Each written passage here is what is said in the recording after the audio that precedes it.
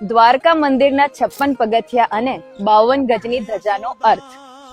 દ્વારકા મંદિરના જે 56 પગથિયા છે એની 3-4 માન્યતાઓ રહેલી છે, જે પૈકી એક સુપ્રસિદ્ધ માન્યતા એ છે કે પ્રભુ શ્રી કૃષ્ણના સમયમાં યદુવંશ ખૂબ જ વિશાળ હતો, એટલે સંચાલન કરવામાં આસાની રહે એ માટે એને 52 પ્રાંતમાં વિભાજિત કરેલા હતા, જેના 4 મુખ્ય દેવતા, એક પ્રભુ શ્રી કૃષ્ણ, બલરામ, પ્રદ્યુમ્ન અને અનિરુદ્ધ, એટલે 52 પ્રાંત પ્લસ 4 દેવતા મળીને 56 પગથિયાનું પ્રતીક છે.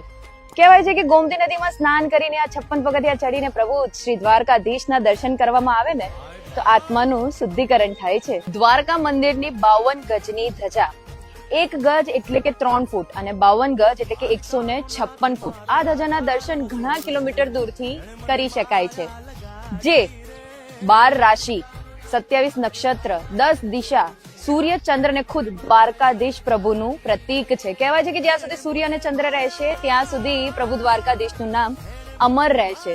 દ્વારકા એ ફક્ત નગરી નથી, પરંતુ પ્રભુની અનંત મહિમાઓના પ્રતીક પૈકી એક મહત્વનું પ્રતીક છે.